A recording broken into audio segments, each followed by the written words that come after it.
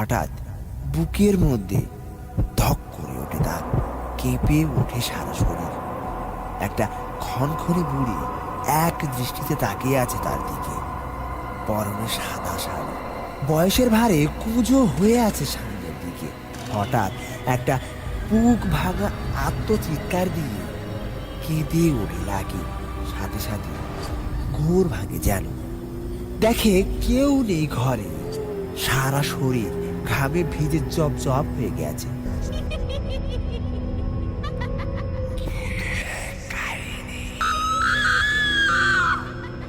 শুনছেন ভুতুড়ে কাহিনী। ভুতুড়ে কাহিনীর নতুন একটি এপিসোডে আপনাকে স্বাগতম। ভুতুড়ে কাহিনীতে আপনারা প্রতিনিয়ত নূতন নূতন ঘটনা শুনে থাকেন, আর তারই ধারাবাহিকতায় আরও একটি নতুন ঘটনা। তো চলুন শুরু করা যাক আমাদের আজকের ঘটনা। হামিদ মিয়া কথা দিয়েছিল বিয়ের পর লাকি বেগমকে নিয়ে এমন একটা বাসায় উঠবে যেখানে অন্য মানুষের সাথে টয়লেট বা রান্নাঘর ভাগাভাগি করতে হয় না। আলফা ফ্যাশন গার্মেন্টসের ফ্লোর সুপারভাইজার হামিদ প্রেমে পড়েছে শিক্ষানবিশ লাকি বেগমের। গরিবের ঘরে এমন অনিন্দ সুন্দরী মেয়ে জন্ম নিতে পারে তা লাকিকে না দেখলে বিশ্বাস করা কঠিন। লাকির বাবা মানে চাচার বাসায় থেকে কাজ করে। একদিন ধমক দিয়েছিল হামিদ বেমাক্কা। তারপর এক অপ্রত্যাশিত চোখ ভাসানো ভেউ ভেউ কান্না। সেদিনই হামিদ সিদ্ধান্ত নেয় এই মেয়েকে জীবনে আর কষ্ট দেবে না। তারপর মেয়েটিকে বিয়ে করা। গত পরশু লাকির চাচার বাসায় সংক্ষিপ্ত অনুষ্ঠানের মাধ্যমে জোর বেঁধে গেল হামিদ লাকির। লাকির আত্মীয় স্বজনেরা তাড়াহুড়ো করছিল, বলছিল শুভ কাজে দেরি করতে নেই। তো সেই তাড়াহুড়োতে লাকির বিয়েটা অনেকটা অগ্রিমই হয়ে গেল যেন।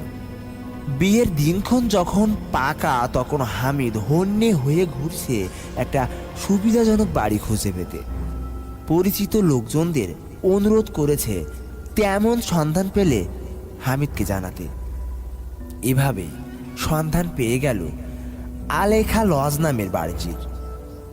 গাজীপুরে এমন বাড়ি রয়েছে তা না দেখলে বিশ্বাসই করা যায় না। কোনো ব্রিটিশ আমলে বানানো বাড়ি। মূল মালিকের খোঁজ নেই, নানান হাত বদল হয়ে বর্তমান মালিকের হাতে এসেছে। মালিক ঢাকায় থাকে। কেয়ারটেকার আহমেদ আলীর হাতে বাড়ির দেখভালের দায়িত্ব। লাকিকে নিয়ে আজ সকালেই নতুন বাড়িতে উঠেছে হামিদ। বিয়ে উপলক্ষে 3 দিন ছুটি পেয়েছিল। আজ তার শেষ দিন। হামিদ ব্যাগ, রংচটা সুটকেস আর টিনের ট্রাঙ্কটা রিক্সা থেকে নামিয়ে সে রিক্সা নিয়েই ছুটল বাজারের দিকে। সাথে লাকি। আনন্দ আর ধরে না। আজ প্রথম বউয়ের হাতে রান্না খাবে হামিদ। তাই বেশ কটা টাকা বেরিয়ে গেলেও মাঝারি একটা ইলিশ মাছ কিনে ফেলে সে, সাথে তাজা পুঁই পাতা। চাল, আলু, পেঁয়াজ আর সরিষার তেলে চলে গেল আরো বেশ কিছু টাকা। হামিদের পকেটের স্বাস্থ্য তখন বেশ ক্ষীণ, তবু মনে আনন্দের জোয়ার। সুন্দরী নতুন বউ ঘরে, তার জন্য রান্না করবে, তাকে আদর করে ঘুম পাড়াবে। ভরপেট রাতের রান্না খেয়ে শোয়ার আয়োজন করছে হামিদ দম্পতি। কাল সকালে আবার কাজে লেগে পড়তে হবে। ঘুম থেকে উঠতে হবে সূর্য ওঠার সাথেই। তাই হামিদ যখন আধা শোয়া হয়ে বিছানায় কম্পমান অপেক্ষায়, তখন দেরি না করে আরও কিছু গোপনীয়তার আশায় লাকি উঠে গেল রাস্তার পাশের জানালাটিকে সরিয়ে দিতে। রাস্তাটি এরই মধ্যে বেশ নির্জন হয়ে গেছে। এমনিতে এই বাড়ির ত্রিসীমানায় অন্য কোনো বাড়ি নেই। তার উপর ঘর গোছাতে গোছাতে রাত প্রায় 10:30। লাকি আলগোছে দৃষ্টিপাত করে রাস্তার উপরে। হঠাৎ বুকের মধ্যে ধক করে ওঠে তার, কেঁপে ওঠে সারা শরীর। একটা ক্ষণক্ষণে বুড়ি এক দৃষ্টিতে তাকিয়ে আছে তার দিকে। পরনে সাদা শাড়ি, বয়সের ভারে কুঁজো হয়ে আছে সামনের দিকে। চোখের দৃষ্টিতে শত জন্মের বিতৃষ্ণা আর ঘৃণা। চোখ নয়, যেন দুটো চকচকে রূপমুদ্রা বসানো অক্ষি কোটরে। গা শিরশির করে ওঠে লাখির। মনের কোণায় বাসা বাঁধে গুমোট একটা ভয়ের অনুভূতি। তাড়াতাড়ি জানালা বন্ধ করে বিছানায় উঠে আসে সে। নিজ সংসারে বাতি নিভানো প্রথম সোহাগের সময় কেমন একটা নিস্পৃহ শীতলতা গ্রাস করে লাখিকে। সে রাতে ভালো ঘুম হলো না লাখির। অবাচেতন মনের কোণে ভেসে ভেসে আসে বুড়ি ঘৃণা মাখানো তীব্র দৃষ্টি। ছেঁড়া ছেঁড়া স্বপ্নে দেখলো বুড়ি তাকে আঙুল তুলে শাসাচ্ছে আর অশ্রাব্য ভাষায় গালাগালি করছে। অস্বস্তি নিয়ে ঘুম ভাঙে লাখির। ভোরে ভোরে হামিদ মিয়া কাজে গিয়েছে। পান্তা ভাত, কাঁচা পেঁয়াজ আর বাসি তরকারির ঝোলই ছিল নাস্তা। যদি ইচ্ছে ছিল পরোটা আলু ভাজি করার, কিন্তু গত রাতের অস্বস্তি হেতু অনিদ্রার কারণে লাকিকে এগোতে দিল না। বিয়ের উপহার পাওয়া একটা নতুন সুতির শাড়ি নিয়ে গোসলখানায় ঢোকে লাকি। গোসলখানাটি বাড়ির বাইরের দিকে। শ্যাওলা পড়া পুরনো পাঁচিল, টিনের দুমড়ানো দরজা। সকালের আলো ফুটে উঠেছে তখন। ধীরে ধীরে নীরব হরণ হয় লাকি। শরীরের আনাচে কানাচে বইয়ে দেয় বরফ শীতল পানি। সদ্য মোড়ক খোলা সুগন্ধি সাবানের গন্ধে ম করছে পুরো গোসলখানা। ঠিক এমন সময় একটা অদ্ভুত অনুভূতি গ্রাস করে লাকিকে। মনে হচ্ছে কোনো এক গোপন গবাক্ষ পথে লাকির সুটল গোলাপি দেহলতা তাড়িয়ে তাড়িয়ে উপভোগ করছে কেউ। লজ্জা, ভয়, অস্বস্তি আর রাগে সারা দেহে চুম গুড়ি খেয়ে ওঠে সহসাই লোকগুলো। নিশ্চিত হওয়ার জন্য হঠাৎ টিনের দরজাটা হুড়কো খুলে বাইরে চোখ বুলালো লাকি, কিন্তু দেখে না, কেউ নেই। আবেশ মুছে দ্রুত গোসল সেরে ঘরে ঢুকে পড়ে। চুল এলিয়ে দিয়ে চালের কাঁকড় বাঁচতে বসে লাকি। বিগত জীবনের কত স্মৃতি মনে উঁকি ঝুঁকি দেয়। আসলে মানুষের জীবনটা কত বিচিত্র। সে কোথায় ছিল আর এখন কোথায় এলো। ভাবতে ভাবতে একটা তন্দ্রা মতো আসে। আটকে থাকা বাঁধ ভেঙে কোথা থেকে যেন আসলে পড়ে এক রাশ ঘুম তার চোখের জমিনে। একটু শীত শীত লেগে ওঠে। দু চারবার ঝিমিয়ে চালের থালার উপর পড়তে গিয়ে লাকি চৌকিতে গিয়ে ওঠে। ঘুমিয়ে নিতে হবে খানিকটা ঘন। বেহের মাতালের মতো অদ্ভুত ভঙ্গিতে ঘুমিয়ে পড়ে সে। কত সময় পেরিয়ে গেল লাকির ঘুম অশান্তিতে পরিপূর্ণ হয়ে ওঠে।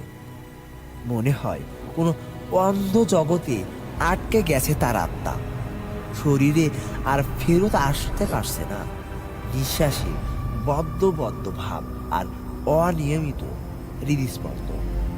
গলাটা শুকিয়ে কাঠ হয়ে এসেছে। হঠাৎ বোধ হলো তার নাকে, চোখে মুখে অস্বস্তিকর সুড়সুড়ি লাগছে। মুখটাকে এদিক ওদিক ঘুরিয়ে অস্বস্তি থেকে মুক্তি পাওয়ার চেষ্টা করে সে, কিন্তু ক্রমশ বাড়তে থাকে না। ঝক করে চোখ মেলে লাগে। ঠিক 1 ফুট উপরে সমান্তরালভাবে শূন্যে ভেসে আসে একটা বুড়ি। ঘোলা চোখে তীব্রভাবে লাকির দিকে তাকিয়ে আছে সে। অন্তরাত্মা ছিটকে বেরিয়ে আসতে চায় লাকির। মুখ দিয়ে গোগানির শব্দ বের হয়, তবুও নড়তে পারে না এক চুলো। হঠাৎ একটা বুক ভাঙা আত্মচিৎকার দিয়ে কেঁদে ওঠে লাকি। সাথে সাথে ঘোর ভাঙে যেন। দেখে কেউ নেই ঘরে। সারা শরীর ঘামে ভিজে জব জব হয়ে গেছে। ছাতি ফাটা তৃষ্ণায় শুষ্ক হয়ে আসে কণ্ঠনালী। টলতে টলতে উঠে বসে লাকি। হাফ টাইম শেষে দুপুরের খাবার খেতে বাসায় আসছিল হামিদ মিয়া। দূর থেকে টিনের গেটটা হাট করে খোলা দেখে বিরক্ত বোধ করে সে। যাওয়ার সময় লাকিকে বারবার করে বলে গেছে, নতুন এলাকা, তাই সামনের গেটটা বন্ধ রাখতে। এই সময় হঠাৎ দেখে ভেতর থেকে ব্যস্ত হয়ে আসে এক বুড়ি। মুখে কাপড় চাপা দিয়ে ব্যস্ত পায়ে ঢুকে গেল পাশের গলিতে। উদ্বেগ আর উৎকণ্ঠা নিয়ে দ্রুত পায়ে বাড়ি ঢুকলো হামিদ মিয়া। চৌকিতে বসে আছে লাকি। মানুষের সাড়া পেয়ে ম্যাও করে হাঁড়ি পাতিল উল্টি পাল্টিয়ে গেল একটি কালো বেড়াল। কাছে গিয়ে জোরে কয়েকবার ঝাঁকি দেওয়ার পর ধীরে ধীরে মুখ তুলে চাইল লাকি। স্বামীকে দেখে ঝাঁপিয়ে কান্না এলো তার দু চোখে। না, হামিদ মিয়া বিশ্বাস করলো না লাকির কথা। ঘুরে ফিরে সান্ত্বনা দিতে গিয়ে বলল, দুঃস্বপ্ন দেখেছে সে। দিনে দুপুরে তার রুদ্ধ ঘরে কিভাবে ঢুকবে বুড়ি, আর বাতাসেই বা ভাসবে কিভাবে? লাকি যতই বলুক হামিদ সান্ত্বনা দেয় তাকে। বলে নতুন বাসা গোছানোর ক্লান্তিতে শরীরে ঘুম এসেছিল, আর ঘুমের ঘরে দেখেছিল দুঃস্বপ্ন। লাকির শারীরিক আর মানসিক অবস্থা দেখে সিদ্ধান্ত নেয় যে আজ আর কাজে যাবে না।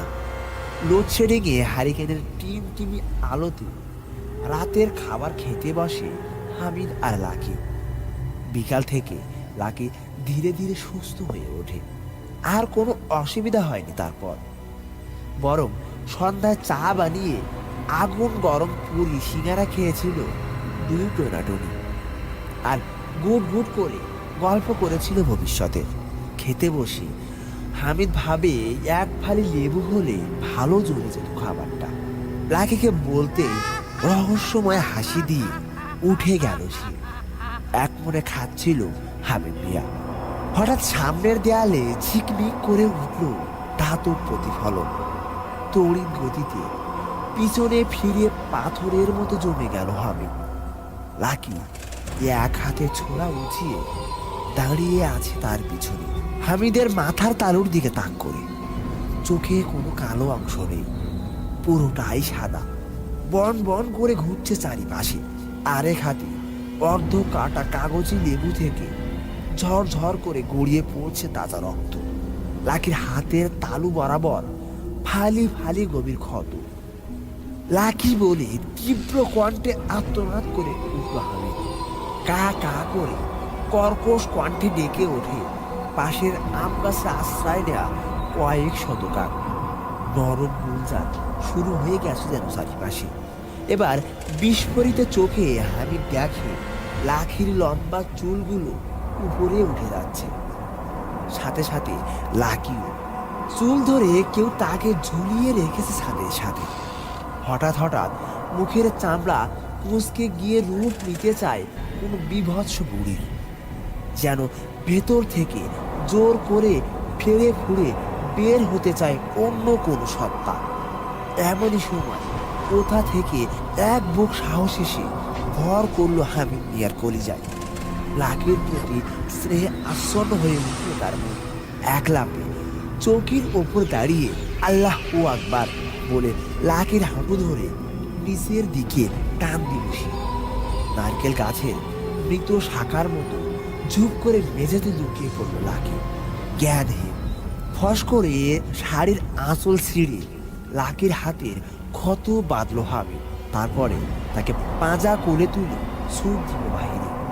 আপাতত কোনো হাসপাতালের জরুরি বিভাগে ভর্তি করতে হবে তাদের। মালপত্র যা আছে পড়ে থাক। এই সর্বনাশ অভিশপ্ত বাড়িতে আর এক মুহূর্তও নয়। মানুষের জীবন বাঁচলে তবেই তো মালপত্র। ঊর্ধ্বশ্বাসে হামিদ ছুটতে থাকে সদর রাস্তা ধরে। অন্ধকার ফুড়ে আধার গলি থেকে বের হয়ে এলো এক বুড়ি। নাক উঁচিয়ে এদিক ওদিক কি যেন শুকলো বাতাসে। রাস্তা থেকে কুড়িয়ে নিল রক্তে ভেজা এক টুকরো শাড়ির আঁচল। কুচকুচে কালো আর শরীর জিভ বের করে একটু চাটলো সেটা। মুখের মধ্যে টাস টাস করে শব্দ করলো দুবার। কোমরে খুঁজে নিল টুকরোটি। তারপর চাপা কণ্ঠে খল খল করে হাসতে হাসতে স্বাগতি করলো, যাবি কই? আবারও আবারও অন্ধ গলিতে ঢুকে গেল।